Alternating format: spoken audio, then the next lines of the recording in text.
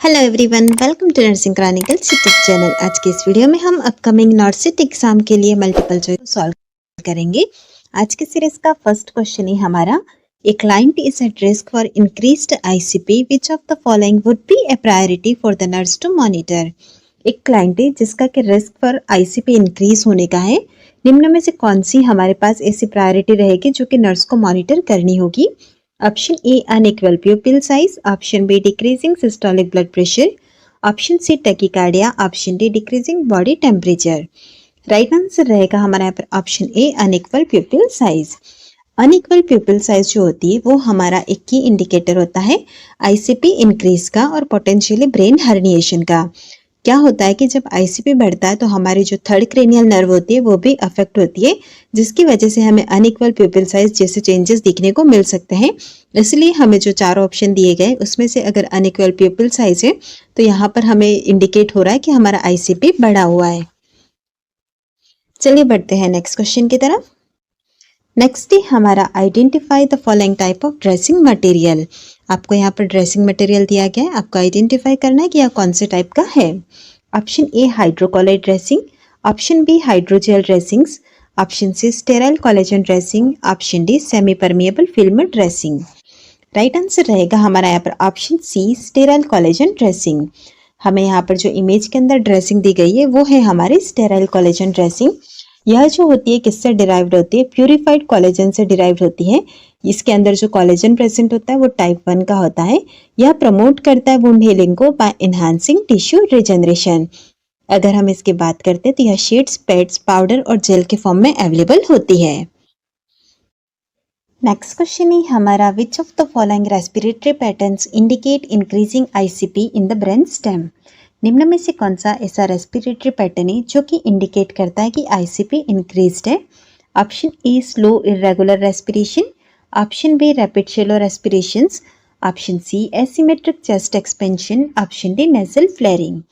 Right answer रहेगा हमारा यहाँ पर option A slow irregular respiration.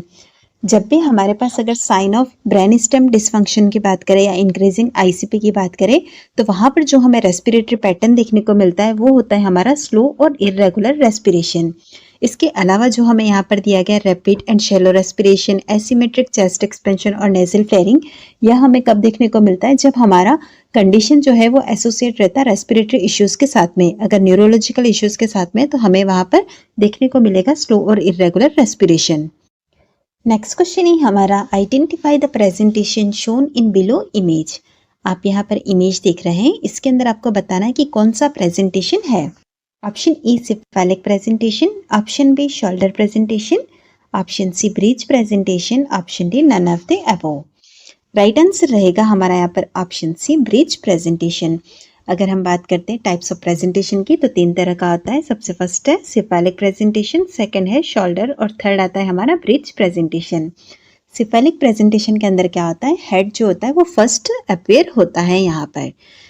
उसके बाद हम देखेंगे ब्रिज प्रेजेंटेशन को। ब्रिज के अंदर क्या होता है, बटक्स या फिर फिट जो होते हैं वो अपीयर होते हैं, जैसा कि हमें इस वाले इमेज के अंदर दिया गया है। यह इमेज हमारा कौन सा है, यह इमेज है हमारा बटक्स और फिट प्रेजेंट है, मतलब ब्रिज प्रेजेंटेशन है।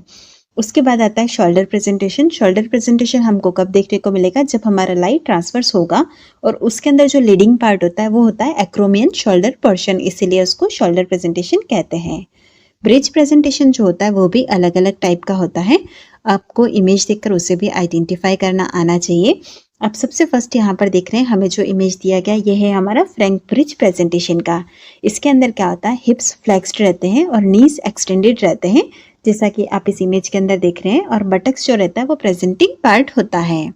नेक्स्ट है हमारा कंप्लीट ब्रिज। कंप्लीट ब्रिज के अंदर क्या होता है, हिप्स और नीज बोथ एक्सटेंडेड रहते हैं।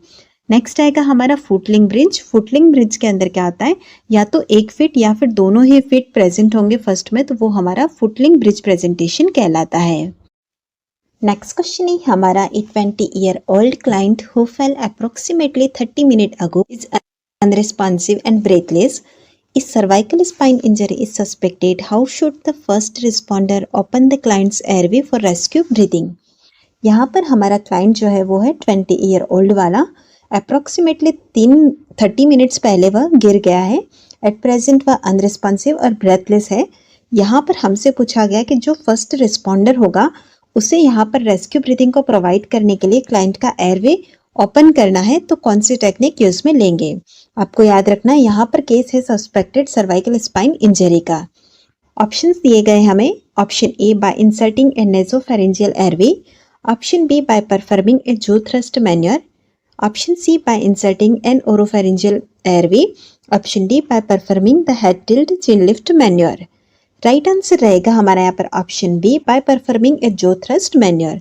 हमने जब इमेज बेस्ड क्वेश्चन सॉल्व किए थे जिसके अंदर जो थ्रस्ट मैन्योर आया था तब भी हमने यह क्लियर किया था कि जब भी हमारे पास अगर केस रहता है कि सर्वाइकल स्पाइन इंजरी है तो वहां पर हमारी जो ब्रीदिंग की टेक्निक होती है वो जो थ्रस्ट मैन्योर रहती है।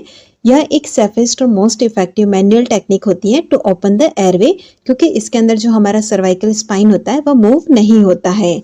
इसीलिए यहाँ पर इस केस के अंदर राइट आंसर हमारा ऑप्शन बी रहेगा बाय परफॉर्मिंग ए जो thrust manoeuvre.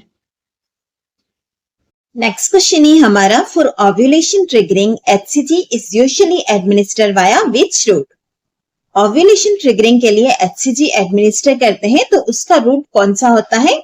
Option A oral, option B intramuscular और subcutaneous, option C intravenous bolus, option D transdermal patch. Right answer रहेगा हमारे यहाँ पर ऑप्शन बी इंट्रामस्कुलर और सबक्यूटेनियस। चलिए हम ऑरली क्यों नहीं एडमिनिस्टर करते हैं। HCG जो है हमारा वो एक प्रोटीन हार्मोन है जो कि ऑरल रूट से एडमिनिस्टर करने पर डिस्ट्रॉय हो सकता है, इसीलिए ऑरल रूट से एडमिनिस्टर नहीं करते हैं।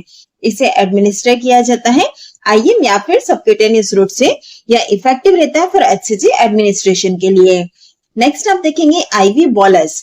IV बोलस हम तब देते हैं जब हमें किसी मेडिसिन को उसका इफेक्ट रैपिडली चाहिए। यहाँ पर हमारे IV बोलस देना इफेक्टिव नहीं है। नेक्स्ट हम देखेंगे option D transdermal patch, no HCG patch exist. So इस तरह से आप देख सकते हैं अगर हमें HCG को एडमिनिस्टर करना है तो हमारा रूट रहेगा इंट्रामस्कुलर और सबक्यूटेनियस। नेक्स्ट क्वेश्चन है हमारा, which of the following occurs last in normal wound healing. जो हमारा नॉर्मल वुंड हीलिंग होता है उसमें कौन सा ऐसा इवेंट है जो कि सबसे लास्ट में होता है। Option A neutrophil infiltration, option B fibroblast proliferation, option C collagen cross linking, option D clot formation. Right answer है हमारा यहाँ पर option C collagen cross linking. अगर हम बात करते हैं यहाँ पर ऑप्शन ए की neutrophil infiltration, neutrophil infiltration early inflammatory phase का इवेंट है। नेक्स्ट आप देखेंगे option B fibroblast proliferation. Fibroblast proliferation जो होता है हमारा प्रोलिफरेटिव फेज जो होती है वुंड हीलिंग के उसका इवेंट है। ऑप्शन सी जो कि हमारा राइट आंसर है। कोलेजन क्रॉस लिंकिंग जो होता है वो रीमॉडलिंग फेज जो होती है उसके अंदर होता है to strengthen the scar. Next आप देखेंगे option D clot formation. Clot formation जो होता है हमारा इमीडिएट हीमोस्टेसिस फेज इवेंट है। तो इस तरह से आप देख सकते हैं जो हमें सबसे लास्ट में देखने को मिलता है नॉर्मल वुंड हीलिंग में वो होता है हमारा कोलेजन क्रॉस लिंकिंग, यानी कि ऑप्शन सी राइट आंसर रहेगा। नेक्स्ट क्वेश्चन है हमारा, first aid management in case of epistaxis includes all except. हमारे पास अगर केस है वाला, एपिस्टेक्सिस का मतलब है सिंपली हम बोले तो नोज ब्लीड कहते हैं। इसका जो हमारा फर्स्ट एड मैनेजमेंट होता है उसके अंदर सारी चीजें इंक्लूड होती है सिवाय एक को छोड़ के। आपको देखना है यहाँ पर एक्सेप्ट दिया है तो उस अकॉर्डिंग आपको आंसर चूज करना है। ऑप्शन दिए गए हमें यहाँ पर A tilt head of the person backwards, option B tilt head of the person forwards, option C pinch soft part of the nose of person, option D ask person to breathe through mouth. Right answer रहेगा हमारे यहाँ पर option A tilt head of the person backwards. जब भी हमारे पास epistaxis का case हम बैकवर्ड टिल्ट नहीं करते हैं क्योंकि वहां पर क्या होता है ब्लड थ्रोट के अंदर जा सकता है जिससे चॉकिंग या फिर एस्पिरेशन का रिस्क रहता है।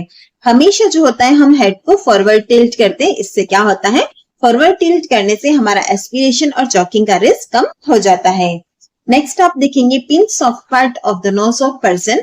हमारे पास एपिस्टेक्सिस है तो उसके अंदर क्या होता है हमारा जो नोज का सॉफ्ट पार्ट होता है उसे हम पिंच करेंगे जिससे क्या होगा ब्लड वेसल्स कंप्रेस हो जाएंगी और ब्लड वेसल कंप्रेस होंगे तो उसकी वजह से हमारा ब्लीडिंग स्टॉप हो सकता है। नेक्स्ट आपको क्या करना होगा, ask person to breathe through mouth, क्योंकि अगर आप उसका नोज जो है उसके सॉफ्ट पार्ट को पिंच कर रहे हैं तो कहीं ना कहीं आपका एयर जो है उसका एंट्री थोड़ा कम हो रहा है। इसीलिए इस केस के अंदर हम क्या करते हैं उस पर्सन को एडवाइस करते हैं माउथ से ब्रीथिंग के लिए ताकि जो हमारा ऑक्सीजनेशन है वो भी हम उसे प्रॉपरली एंश्योर कर सके। सो इस तरह से आप देख सकते हैं हमें कभी भी हेड जो है पर्सन का वो बैकवर्ड टिल्ट नहीं करना है। तो ऑप्शन ए यहाँ पर राइट आंसर रहेगा।